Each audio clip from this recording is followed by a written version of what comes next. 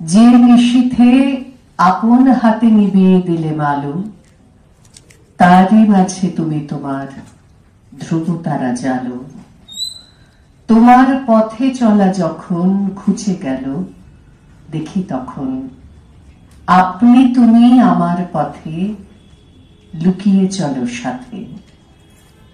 অন্ধকারের মাঝে আমায় ধরেছ দুই হাতে। রবীন্দ্রনাথ এভাবেই তার জীবন দেবতাকে শ্রদ্ধার্ঘ্য জানিয়েছিলেন তার কবিতায়, তার গানে। আজকে আমরা এখানে উপস্থিত হয়েছি আবৃত্তি কর্মশালা উপলক্ষে।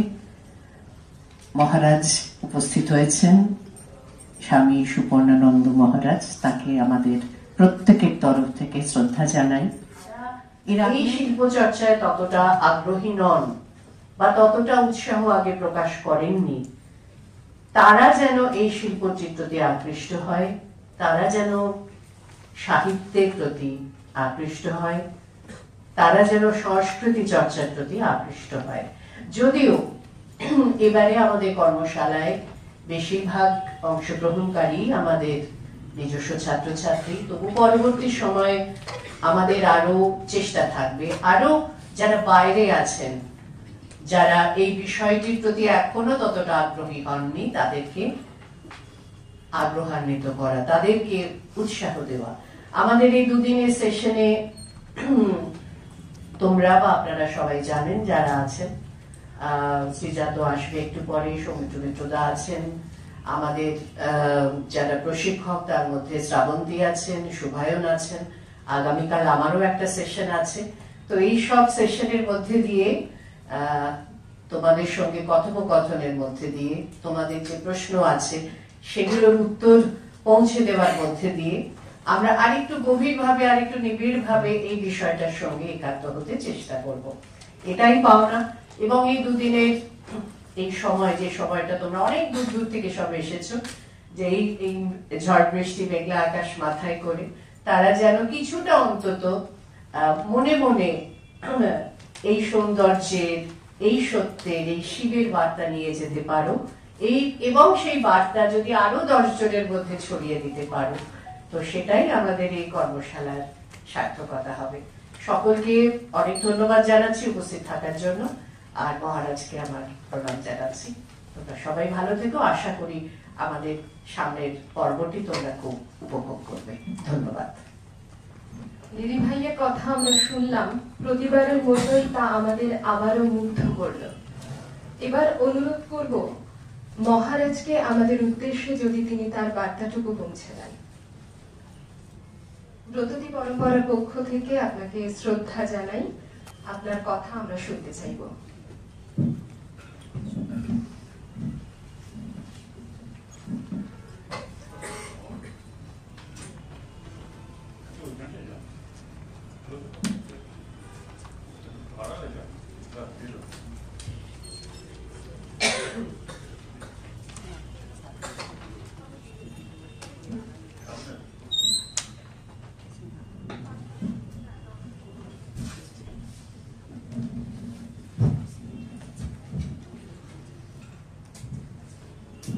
আমি ব্রতজিকে স্বাগত জানাই আমাদের মধ্যে।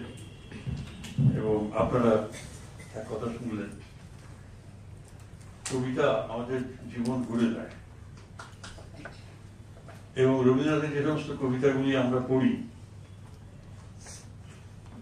সেগুলো আমাদের বুদ্ধিকে শুধু নয়, আমাদের হৃদয়কে স্পর্শ করে।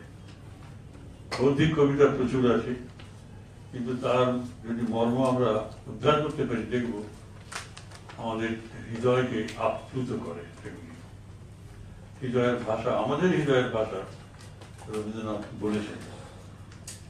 কিন্তু রবীন্দ্র উত্তর যুগে কবিতা ভাবভঙ্গি সব পাল্টে গেছে, এবং সেই কবিতা আজকে ক্যাকটাস হয়ে গেছে, কাঁটায় করা। এখানে আস্তে আস্তে আমাকে একজন খুব বৃদ্ধ মানুষ একটা কবিতা আমাকে বলে দেখা করতে এসছেন। তিনি এখানে ঢুকেছেন কিনা জানি না,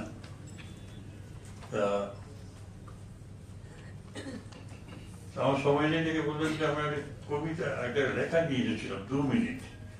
আমি বললাম যে ঠিক আছে, আমি 2 মিনিটে এইখানেই লিফটে উঠতে উঠতে 2 মিনিটে আমি পড়ে ফেললাম। বলে ব্যাপার কি, মানে কাঁটাই পড়া, স্পর্শ করা যাবে না কোথাও। সরস্বতীকে নিয়ে কি সব লিখেছেন মানে ভাবা যায় না। আপনারা রবীন্দ্র বন্দনা আছে সরস্বতী করেছেন, মুক্ত করে। তো বলে এদিকে কি চলবে, প্রতিবাদ হবে না? খুব বিখ্যাত কবি লিখেছেন, নাম বলছি না। সেখানে দাঁড়িয়ে আমাদের চিন্তাধারাগুলো এরকম।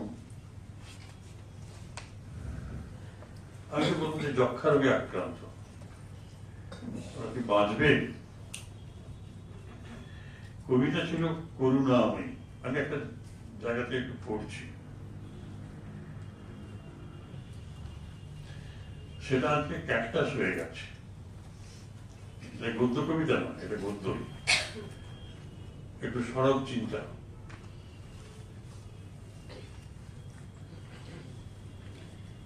কবিতা করুণাময়ী, সে সুখী ছিল তার কুঁড়ে ঘরে, কিন্তু তার কুঁড়ে ঘরে হানাদার এসেছে, সে আর তার ক্ষমতা নেই তাকে ফিরিয়ে দেবে।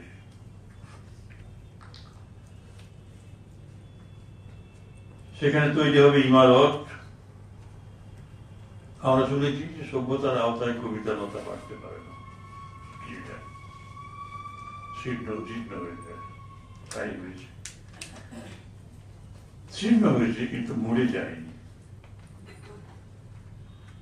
অথবা যদি বলা হয় যে মরে গেছে,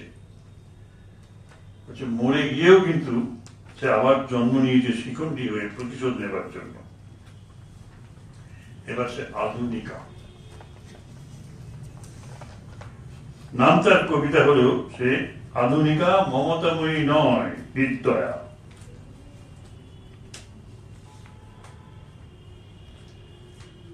বললাম ক্যাকটাস হয়ে এসেছে।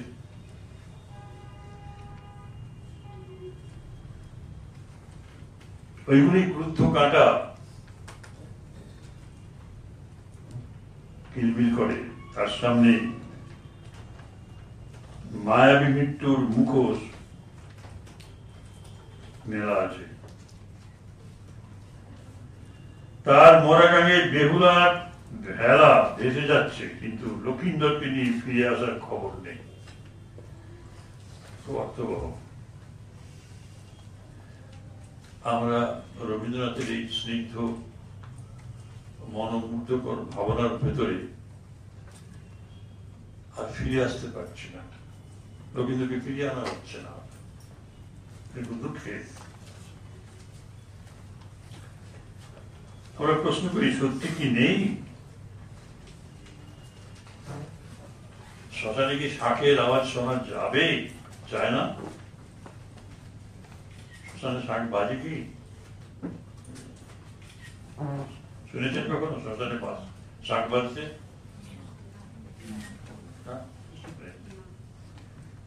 সেই অবস্থা, কিন্তু বাজাতেই হবে,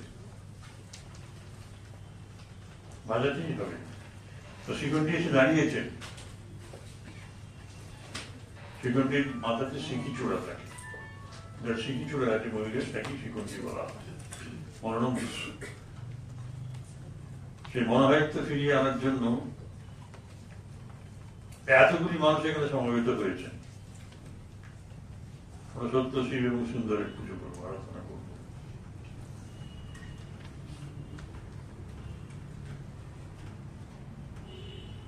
এবং সে আত্মরক্ষা করবে, শিখবে। শুধু কৌশলটা জানা দরকার।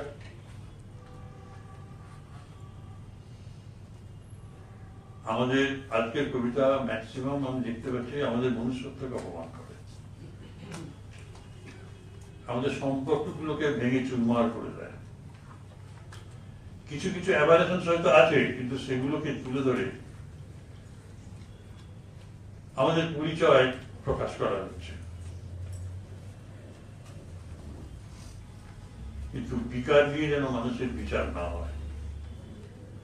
বিকার গ্রস্ত যেহেতু একটা অসুস্থতার চিকিৎসা দরকার, সমাজে নানা রকম অনেক রকম দেখা যায়, সেগুলি হুবহু তুলে দেওয়াটা, সেটা সামাজিক অবক্ষয় বলে দেখানোটা খুব বাহাদুরি কাজ নয়।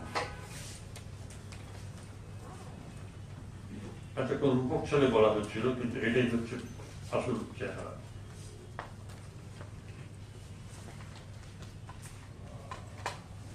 আবার বলছি, বিকার দিয়ে মানুষের বিচার হবে না। সে যখন সুস্থ থাকবে তার বিচার করবে। সমাজে দু একটা অ্যাভারেশনস আছে, এখানে হুলিগ্যান্স,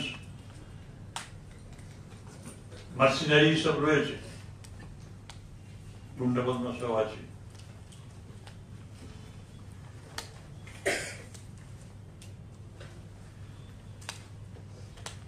হিংসাও রয়েছে, কিন্তু সে ক্ষমার শক্তিকে অতিক্রম করতে পারেনি, এখনো পারেনি, কোনোদিন পারবে না।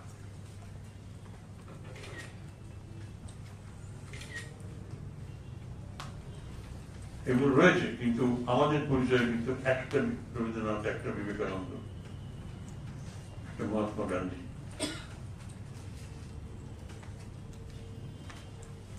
একটা আম গাছে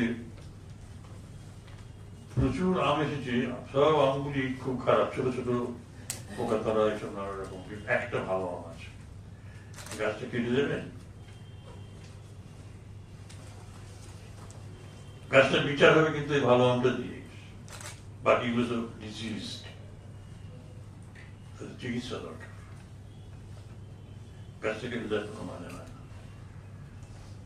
তেমনি আমাদেরও বিচার করতে হবে, একটা রবীন্দ্রনাথ, একটা বিবেকানন্দ, একটা মহাত্মা গান্ধী, এই ভারতবর্ষ প্রডিউস করেছে সেইভাবে। অনেক বিকৃত মস্তিষ্ক আছে, তাদের তুলে ধরে ভারতবর্ষকে পরিচয় দিতে হবে পৃথিবীর বুকে। এই যে খ্যাপামি আজকে আমাদের মনোজগৎকে আবিষ্কার অধিকার করে আছে, তার থেকে মুক্তি দরকার। এই এতগুলি আপনারা এসেছেন, কোমল প্রাণ, আপনারা সকলেই কবিতাময়ী, কবিতাময়ী। কবি হয়তো বলছেন যে কুড়ে ঘরে কবিতাময়ী বসে আছে, সাধনায় রত, অট্টালিকায় সে পড়ে যাবে। কারণ সব সভ্যতায়, আধুনিক সভ্যতায় কবিতালতা বাড়তে পারে না, এটা ঠিক। সবই বৌদ্ধময়, জীবন্ত সংগ্রামী ভর্তি। তা যদি হয় তাহলে তো আমাদের বাঁচার জন্য অধিকার নেই। আমাদের যে সকলের তো প্রয়োজনের জায়গা নয়, অপ্রয়োজনের জায়গাটা হচ্ছে বাঁচার জায়গা। 16 আনা লোক, 16 আনার মধ্যে 15 আনা লোক কেজো লোক, 1 আনা লোক রবীন্দ্রনাথ বলছেন প্রয়োজনের বাইরে। প্রয়োজনের বাইরে থেকে হচ্ছে হৃদয়ের জায়গা। কবিতা বেরিয়ে আসবে, আপনারা সুস্থ সমাজ গড়ে তুলবেন। যিনি একা ফাইট করে গেছেন, একা একটা ইনস্টিটিউশন রয়েছেন, তার নাম দিয়েছেন ব্রততী পরম্পরা। মানে পরপর প্রজন্ম পর প্রজন্ম এই কবিতার সাধনায় মগ্ন থাকবে, কবিতা প্রচারে মগ্ন থাকবে। সংগচ্ছতম সুন্দর কথা, তার সঙ্গে বাংলার জল যেমন আছে, হয়তো একটুখানি প্রান্তিকতা আছে, কিন্তু তবু আহ্বানটা ছিল এক হোক, এক হোক, এক হোক, এই প্রার্থনা। আমাদের অন্তর যেন বিকশিত হয়।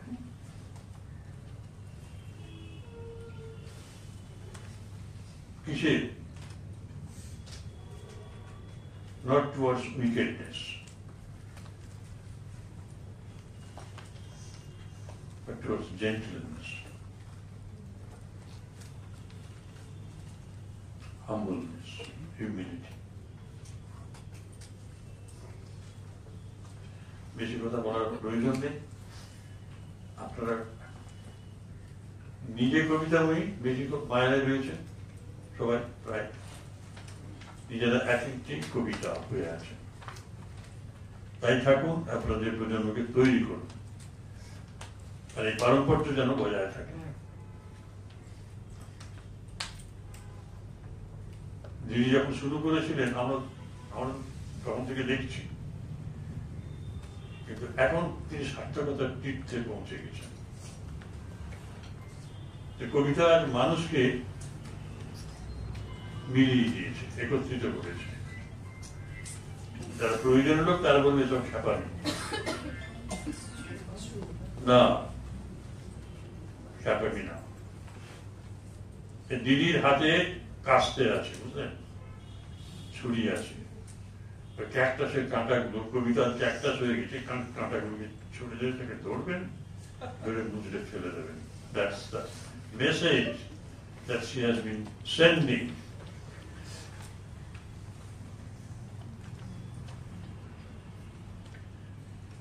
দিদির প্রতি শ্রদ্ধার আমার শেষ নেই, কারণ উনি আমার বেশ পরিচিত। কয়েক বছর আগে উনি এখানে এসে আমাকে বলে যে আমি এখানে থাকবো কি জন্য। ঠিক আছে, থাকুন, 2-4 দিন থাকুন। মহৎ কাজ এগুলো। সবাই গদ্য নিয়ে ঘুরে বেড়াচ্ছে, কঠিন কঠোর গদ্য, হাতুড়ি আঘাত হানছে।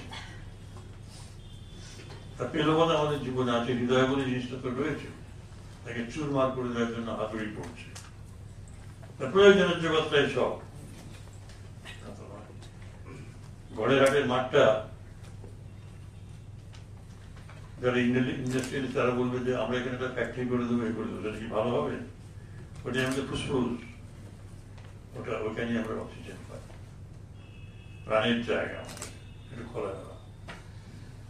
শ্রীরামকৃষ্ণদেব ছোটবেলা থাকতে পারতেন, নিজে ইনকাম করেন না, ভক্তদের ইনকামে তার চলে। তাকে শ্যাম্পু কিছু ছোট করে নিয়ে যাওয়া হলো, ঘরটা ছোট নয়, ওই হবে না, আকাশ চাই দেখতে হবে।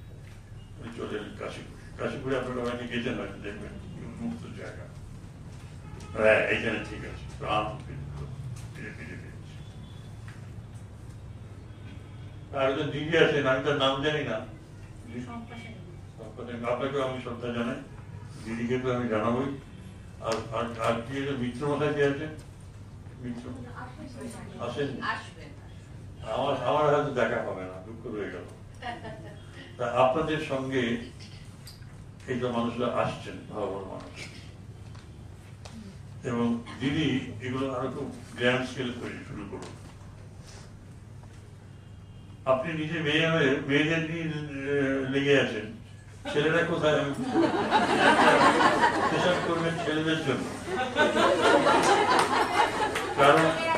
কারণ এদের যে স্বামীরা আছেন না, স্বামীদের নিয়ে আসবেন, স্বামীরা আবার হবু স্বামীদেরও নিয়ে আসা দরকার। তাহলে পরে ঘরের সংসারে নিজের বাড়িতে শান্তি থাকবে না। তুমি কি কবিতা করো, কবিতাতে কি আছে? আমি নিজে কবিতা, তুমি কবিতাকে বিয়ে করেছো,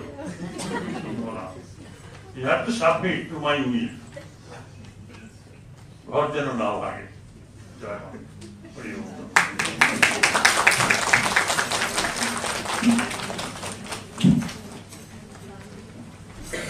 এ এক পরম প্রাপ্তি। মহারাজের কথাতে আমরা সমৃদ্ধ হলাম, বারবার সমৃদ্ধ হব। তার আশীর্বাদে ব্রততী পরম্পরা, কবিতাকে যারা ভালোবেসে এগিয়ে যাচ্ছে তারা সবাই যেন সুন্দর এবং আলোর দিকেই এগিয়ে যেতে পারি। আমরা সূচনা পর্বের একেবারে শেষ প্রান্তে এসে পৌঁছেছি। শ্রদ্ধার্ঘ্য নিবেদনের মাধ্যমে আমরা সূচনা পর্বকে শেষ করব।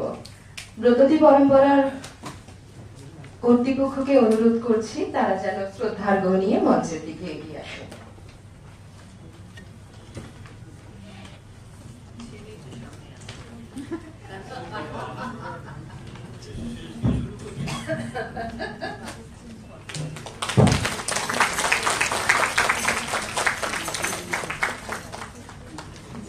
দিদি ভাই শ্রদ্ধার্ঘ্য পৌঁছে দিলেন মহারাজের হাতে।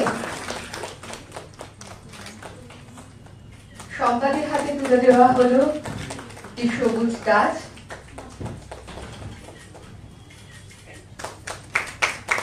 দিদি ভাইয়ের হাতে সম্পাদে সেই গাছটি পৌঁছে দিলেন আমাদের ভালোবাসার প্রতীক হিসেবে।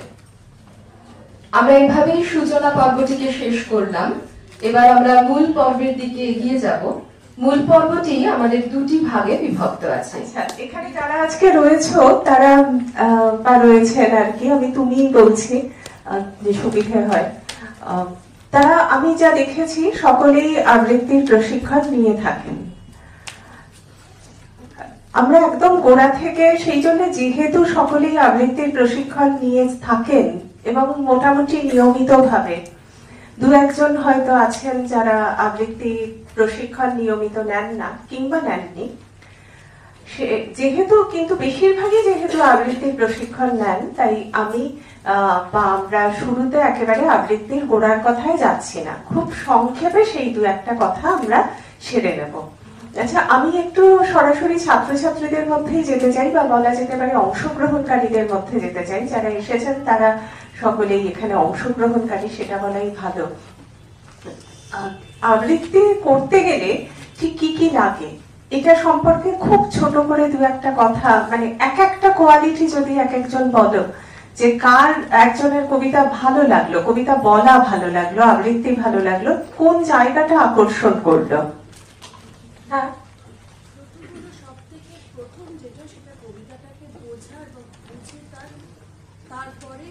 আচ্ছা, কবিতাটা বোঝা, তার মানে যিনি বলছেন তিনি তার বলার মধ্যে তিনি যে কবিতাটা বুঝেছেন সেটা বোঝা যাচ্ছে। মানে আমরা কি করে বুঝবো যে তিনি কবিতাটা বুঝেছেন কিনা? তার বলার মধ্যে দিয়ে কিন্তু সেটা প্রতিফলিত হচ্ছে। তাহলে কবিতাটা শুধু বুঝলে হবে না, আমাদের বলার মধ্যে দিয়ে আমার বোঝাটাকে প্রতিফলিত করতে হবে। হ্যাঁ বলুন। কবিতার উপস্থাপনা, আচ্ছা, তো সামগ্রিক উপস্থাপনার কথা বলছেন আপনি, বলুন সামনে একটুখানি। হ্যাঁ বলুন। কবিতার যে কবিতাটা আমি উপস্থাপন করব সেটার যে বিষয়বস্তু সেটা এমন ভাবে উপস্থাপন করতে হবে যে যারা দর্শকরা যেন আমি কি বলতে, ওইটাই আগের কথাটাই চলে এলো। এর বাইরে যদি কেউ বলতে চান, বোধের বাইরে কণ্ঠস্বর, ওকে, আর কিছু উচ্চারণ, ঠিক আছে, আর স্বরপ্রক্ষেপণ, স্মৃতি ইত্যাদি। আচ্ছা, ছন্দ, ঠিক আছে। আর আমরা বেশি কিছুতে যাচ্ছি না, কারণ এখানে ব্যাপারটাকে আমরা আস্তে আস্তে শেষ করব। তো কবিতার প্রথমেই যে কথাটা উঠে এসেছে যে কবিতার বোধ, কবিতাটাকে বুঝতে হবে, এবং আমি যে বুঝেছি সেটা সবাইকে বোঝাতে হবে। আমার বলার মধ্যে দিয়ে সেটা যেন পরিষ্কার হয়, তার সঙ্গে আছে কণ্ঠস্বর, তার সঙ্গে উচ্চারণ ইত্যাদি ইত্যাদি। এই পুরোটাই আমরা ধরে নিতে পারি যে কিছুটা টেকনিক্যাল স্কিল, যে আমি কিভাবে এই কবিতাটাকে উপস্থাপিত করছি। এগুলো আমাদের চর্চার মধ্যে দিয়ে হয়, আমরা এগুলো করব অল্প করে আগামীকাল। তার আগে আমি একটু বোধ সম্পর্কে বলি, যে আমাদের ধারণা বোধটা আমাদের ভীষণ ভিতরের ব্যাপার, যে ওটাও কোথাও আমাদের মনে হয় যে এটাও কোথাও একটা ভুল আছে। বোধটাও কিন্তু চর্চা করে হয়। যেমন যে গান করে সে যত গান করতে থাকবে তার যেমন গলা তৈরি হবে, তেমনি গানগুলো তাকে ছুঁতে থাকবে। যে অঙ্ক করে সে যত অঙ্ক করতে থাকবে তার যেমন অঙ্ক করার স্কিল তৈরি হবে, তেমনি একটা সময় সে অঙ্কটাকে চোখের সামনে দেখতে পাবে। এগুলো চর্চাটাও কিন্তু আমাদের ওই বিষয়টাকে ছুঁতে সাহায্য করে। এবার যখন আমরা চর্চা করি, আমরা বিভিন্ন কবির কবিতা পড়ি, আমাদের প্রস্তুতি, যে মঞ্চে আমরা বলবো তার আগে আমাদের কণ্ঠস্বর তৈরি, আমাদের কিভাবে আমরা উচ্চারণ করব, স্বর প্রক্ষেপণ করব, এই সমস্ত কিছুর আগে আমাদের সেই যে প্রস্তুতি পর্ব, বিভিন্ন কবির কবিতা আমাদের পড়তে হয়, নিজেদের সমৃদ্ধ করতে হয়। তো যেহেতু তোমরা কবিতার চর্চা করো, আবৃত্তির চর্চা করো, নিশ্চয়ই অনেক কবির কবিতা তোমাদের পড়া আছে। তো মানে অনেক কবি মানে সাধারণের থেকে অনেক বেশি পড়া। তো দু একজন কবির নাম একটু বলো তো, একজন কেউ এদিক থেকে। শঙ্খ ঘোষ, জীবনানন্দ দাশ, আস্তে আস্তে একজন করে বলো প্লিজ। সুবোধ সরকার, নীরেন্দ্রনাথ চক্রবর্তী, সুনীল গঙ্গোপাধ্যায়, আর একটু পুরনো কবি নজরুল ইসলাম, মোহিতলাল মজুমদার। আছে রবীন্দ্রনাথ ঠাকুর কেউ বললো না। রবীন্দ্রনাথ ঠাকুরকে আমরা এতটা নিয়ে নিই যে হ্যাঁ রবীন্দ্রনাথ তো আছে, কেউ বললাম না। তো আচ্ছা, এবার ঠিক আছে, অনেকগুলো নাম আমরা পেয়ে গেছি। আর একটু পিছিয়ে গেলেও আমরা মধুসূদন দত্তকে পাবো, তো মধুসূদন দত্ত, রবীন্দ্রনাথ ঠাকুর, নজরুল ইসলাম, সুকুমার রায়, ওকে আচ্ছা নীরেন্দ্রনাথ, আমি যে নামগুলো পেলাম একটু বলি, নীরেন্দ্রনাথ জীবনানন্দ দাশ, নীরেন্দ্রনাথ চক্রবর্তী, শঙ্খ ঘোষ, সুবোধ সরকার, খুব ভালো, মানে একেবারে আমরা মোটামুটি 200 বছরকে ধরে ফেলেছি একেবারে মধুসূদন দত্ত থেকে, সেটা যদিও আমি বললাম, কিন্তু রবীন্দ্রনাথ থেকে একেবারে সুবোধ সরকার পর্যন্ত। তো এইটাই যদি আমরা দেখি যে রবীন্দ্রনাথের কবিতার চলন যেমন একটু আগে যেরকম মহারাজ বলে গেলেন, সুবোধ সরকারের কবিতার চলন তেমন নয়। তো আমি একটু শুভায়নকে রেখে নিচ্ছি। আমাদের আগে যে এই সমস্ত কথাগুলো স্নেহা বলে গেল, যে এরা বেশ প্রিয় শিক্ষক টিক্ষক, তার নিদর্শন কিন্তু আমরা পেলাম। মানে আবৃত্তির প্রাথমিক শর্ত বলতেই একদম হই হই করে উচ্চারণ, বোধ, মানে বারবার ক্লাসে বলাতে কর্ণশুদ্ধি কিছুটা হলেও হয়েছে, তার একটা বেশ জবরদস্ত প্রমাণ কিন্তু পাওয়া গেল।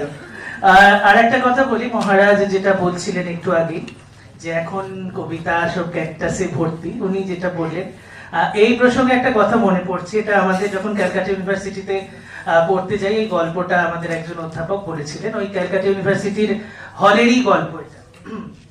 রবীন্দ্রনাথের কবিতাকে তো আমরা এখন একদম ধ্রুবতারা বা আমাদের মাথার উপর উজ্জ্বল জ্যোতিষ্ক, অন্তরমম বিকশিত করো, এই সমস্ত উচ্চারণ করে সমস্ত পবিত্র জায়গায় আমরা অনুষ্ঠান শুরু করে থাকি। এই রবীন্দ্রনাথ যখন চিত্রাঙ্গদা লিখেছিলেন, ওই কলকাতা বিশ্ববিদ্যালয়েরই একটি সভাতে কিন্তু সেটা নিয়ে যথেষ্ট সমালোচনা হয়েছিল, যে অর্জুন চিত্রাঙ্গদার এই সমস্ত শরীরী প্রেমের এই সমস্ত আভাস ইঙ্গিত এগুলো কিভাবে হলো। অর্থাৎ রবীন্দ্রনাথ কিন্তু নিজে সেই সমালোচনায় বিদ্ধ হয়েছিলেন যে তার কবিতা আধুনিক হয়ে যাচ্ছে, অর্থাৎ কবিতার সেই যে কৌমার্য বলা যেতে পারে সেটা যেন কিছুটা হলেও তার হানি ঘটছে। আবার কিছুদিন পরের ঘটনা, বুদ্ধদেব বসুরা যখন কবিতা লিখতে এলেন, তখন রবীন্দ্রনাথ ওই কলকাতা বিশ্ববিদ্যালয়তেই বক্তৃতা দিয়ে গিয়ে বুদ্ধদেব বসুদের কবিতাতে বড্ড বেশি অশ্লীলতার ছোঁয়া, এই একই অভিযোগ রবীন্দ্রনাথের একটা আলোচনাতেও রবীন্দ্রনাথ করলেন। তার তখন মনে হলো যে আধুনিক কবিদের হাতে যেন সেই কবিতার শুদ্ধতা কিছুটা হলেও ক্ষতিগ্রস্ত হচ্ছে। তারও অনেক পরবর্তীকালের কথা, সুনীল গঙ্গোপাধ্যায়রা যখন লিখলেন, সুনীল গঙ্গোপাধ্যায়, শক্তি চট্টোপাধ্যায়, সেই সময় বুদ্ধদেব বসু একবার একটা আলোচনাতে এই অভিযোগই করেছিলেন যে কবিতার শুদ্ধতা, কবিতার যে ভাষা, তার যে আবরণ, তার যে আব্রু রক্ষা করা প্রয়োজন, সেটা যেন আধুনিক কবিদের হাতে কিছুটা হলেও ক্ষতিগ্রস্ত হচ্ছে। তারও অনেক পরবর্তীকালে আমরা জানি, যখন মন্দাক্রান্তা সেন বা এই সময় যে সমস্ত মহিলা কবি, যারা এখন তো মহিলা কবি শব্দটা উঠেই গেছে, এখন আমরা বলা হয় না, আমরা লিঙ্গ নিরপেক্ষ ভাবে এই পদগুলোকে কবি, অধ্যাপক, শিল্পী এখানে এটা দেখতে অভ্যস্ত, অভিনেতা, এই সঙ্গীতা বন্দ্যোপাধ্যায় এদের লেখা নিয়ে তখন কিন্তু তিনিও একটু সমালোচনা করেছিলেন। আসলে যেটা আমাদের বলার বিষয়, যে যুগে যুগে ধারণা বদলায়। হ্যাঁ, আমরা কখন একটা সময়ের পরিপ্রেক্ষিতে যেটাকে খুব শুদ্ধ পবিত্র বলে মনে করছি, পরবর্তী সময় আবার সেই সময়কার যারা মানুষ, তাদের দৃষ্টিতে পরবর্তী সময়ের কবিতায় হয়তো কিছুটা শুদ্ধতার অভাব, আবার সেটাকে সেই সময়ের মানুষরা সেটাকে ভালোভাবে দেখছেন, তার পরবর্তীকালে যারা লিখছেন তাদের দৃষ্টিতে সেটা কিন্তু বদলে যাচ্ছে। এই কথাটা মনে পড়ে গেল ওনার কথা শুনতে শুনতে, যে পুরো দৃষ্টিভঙ্গিটাই কিন্তু সম্পূর্ণ আপেক্ষিক। আর আমাদের আজকে যেটা বিষয়ে বলবার, যে কবিতার আবৃত্তি এবং কবির সময়কাল কবির লেখনীতে তার একটা নির্দিষ্ট প্রভাব কিন্তু ফেলবেই, এবং সময়ের সঙ্গে সঙ্গে কবির যে লেখার ধারা সেটা বদলে যায়, এবং আমাদের আবৃত্তিতেও সেই ধারার একটা সুস্পষ্ট প্রতিফলন থাকা কিন্তু দরকার। আমি এ প্রসঙ্গে একটু লেখা পড়তে চাই। এই প্রসঙ্গে আমি একটা কথা একটু বলি, সেটা হচ্ছে যে আবৃত্তির ধারা আবার কবিতাটাকে কেমন করে বুঝতে সাহায্য করে। রবীন্দ্রনাথের আগে যখন মাইকেল মধুসূদন দত্ত ছিলেন, তার কবিতা একভাবে পড়া হতো। এবার যখন রবীন্দ্রনাথ এলেন, এটা শিশির ভাদুরী, তিনি পড়তেন স্কটিশ চার্চ কলেজে, এবং তার সহপাঠী ছিলেন সুনীতি চট্টোপাধ্যায়। স্কটিশ চার্চে ছিলেন কি সুনীতি চট্টোপাধ্যায় প্রেসিডেন্সিতে, যাই হোক, তার সমসাময়িক ছিলেন আর কি, একেবারে একই কলেজে না হলেও। তারা যে হোস্টেলে থাকতেন সেখানে তাদের যাতায়াত ছিল। শ্রীকুমার বন্দ্যোপাধ্যায় ছিলেন। শ্রীকুমার বন্দ্যোপাধ্যায় পরবর্তীকালে অধ্যাপক হয়েছিলেন সাহিত্যের। তো শ্রীকুমার বন্দ্যোপাধ্যায় বলেছেন যে রবীন্দ্রনাথের কবিতা আমি শিশির ভাদুরীর গলাতে আবৃত্তি শুনেই বুঝতে পেরেছি, তার আগে রবীন্দ্রনাথের কবিতা আমি বুঝতে পারতাম না। তিনি গ্রামের ছেলে ছিলেন, সেখানে অতটা রবীন্দ্র কবিতার চর্চা ছিল না, হেমচন্দ্র নবীনচন্দ্র এদের চর্চা অনেক বেশি ছিল। তিনি বলেছেন যে আমি রবীন্দ্রনাথের কবিতা বুঝতে পারতাম না, শিশিরের গলায় আবৃত্তি শুনে আমি রবীন্দ্রনাথের কবিতাকে ছুঁতে পেরেছি। যে ওই যে আবৃত্তির ধরনটা বদলে গেল এবং কবিতাটা যখন কণ্ঠে উচ্চারিত হলো সেটা অনেক বেশি তখন মানুষের কাছে পৌঁছলো এবং ওই অন্যরকম আবৃত্তিতে। আমি কয়েকটা জায়গা থেকে একটু পড়বো, তাহলেই তোমরা বুঝতে পারবে যে বিষয়টা নিয়ে আমাদের আজকে বলার কথা, যে কবির সময়কাল কবির ওপর কিভাবে প্রভাব ফেলে এবং কবির স্টাইল অনুযায়ী, তার লেখার ধরন অনুযায়ী আবৃত্তি কিভাবে বদলাতে থাকে। আমরা যদি এই অংশটা পড়ি, দেখো এটা মোটামুটি এখানে আমরা সকলেই কবিতার সঙ্গে সংযুক্ত, আবৃত্তির সঙ্গে প্রত্যেকেই যুক্ত রয়েছি। সম্মুখ সমরে পড়ি বীর চূড়ামণি বীর বাহু, চলি যবে গেলা জমপুরে অকালে, কহ হে দেবী অমৃত ভাসিনী, কোন বীর বরে বরি সেনাপতি পদে, পাঠাইলা রণে পুনঃ রক্ষকুল নিধি রাখো বাড়ি। এইটা শুনলে মোটামুটি আমাদের কিন্তু একটা ধারণা হয়ে যাবে এটা কার লেখা হতে পারে বলো একটু। হ্যাঁ, এইবার এই জিনিসটাকেই আমি যদি একটু অন্যভাবে বলি, তাহলে দেখো তো এটা আধুনিক বলে মনে হয় না প্রাগাধুনিক ভাবে মনে হয়। ঠিক এই অংশটাকে, সই কিবা সে কঠিন পরিণাম, নিদারুণ রণ মাঝে অকালে মরিল গো, বীর বাহু বীরধাম, না জানিয়ে কত মধু অভিনয় আছে গো, বিনা পানি শোনাও মধুর, সেনার নায়ক করি ভেজিল কাহারে গো, রণথলে রাঘবাড়ি সুর। এটা কোন সময় লেখা হতে পারে? একই বিষয়বস্তু, একদম চণ্ডীদাস।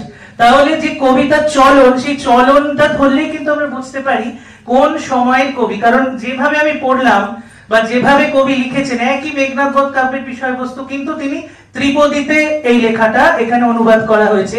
এই ত্রিপদী ধরনটা কিন্তু মূলত মধ্যযুগেই ছিল। আচ্ছা, তারপরে আমরা যদি এইভাবে দেখি, এটাও মধ্যযুগেরই একটা স্টাইল, এটা শুনলেও তোমরা বুঝতে পারবে।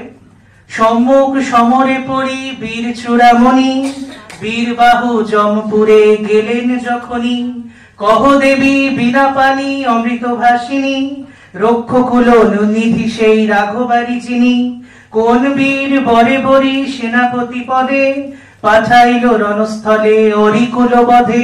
এটা কি ধরনের হতে পারে? মঙ্গল কাব্য, মঙ্গল কাব্যের চল। তাহলে আমাদের ধারণা হচ্ছে যে পয়ার একটা পয়ার ছন্দ, তার একটা ধারণা চলছে। এরপর বাংলা সাহিত্যের যদি এই চলনটা আমরা দেখি, পয়ার ত্রিপদী দ্বিপদী এই যে একটা চলন, এই নিগড়টাকে প্রথম আঘাত করেছিলেন কে? মাইকেল মধুসূদন দত্ত। মধুসূদনের লেখা আমরা পড়েছি, তাহলে তার আগের দুজনের উদাহরণ আমরা দিলাম। এরপর তারপরে একটু এটা শুনলে এটা প্রত্যেকেই বলবেন, এটা এই ভঙ্গিটা তো দিদি ভাইয়ের কাছে ভীষণভাবেই জনপ্রিয়।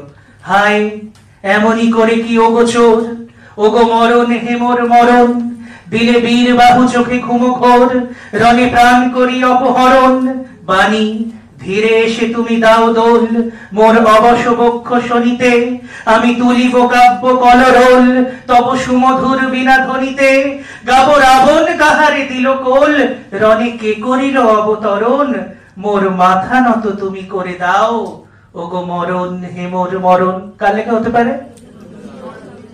বলেন, জোরে বলো। রবীন্দ্রনাথ। রবীন্দ্রনাথের খুব বিখ্যাত কবিতার অনুসরণে মরণ। তাহলে রবীন্দ্রনাথ, রবীন্দ্রনাথে এলে কিন্তু একদম অন্য ধরন, পয়ার বলো ত্রিপদী বলো, মরণ মিলন, একদম মরণ মিলন কবিতা। এটা সবটাই সজনীকান্ত দাসের বলছি, এটা সবটাই, মানে এটা এই উদাহরণটা আমি দিচ্ছি কেন, বোঝা যাচ্ছে যে সময়টাকে ধরা যাচ্ছে, সময় অনুযায়ী কবিতার চলন কিভাবে বদলাচ্ছে। রবীন্দ্রনাথের পরে দেখো, বলো বাণী আজি কাতর মম প্রাণী, রণ অঙ্গনে যাবে বীর বাহু লভে মুক্তি জীবন দানী, বলো বাণী ক্রোধে রাক্ষস রাজ দশানন জলে, সেনাধ্যক্ষ কেশে রণে চলে, ভুলক দুলক গোলক ভেদিয়া, খোদার আসন আরশ ছেদিয়া, মধুসূদনের লেখনীতে ধরা পরে সেই আফসানি, বিংশ শতকে বঙ্গে প্রচার সেই ছন্দের 50 কপ জানি বলো বাণী কার হতে পারে?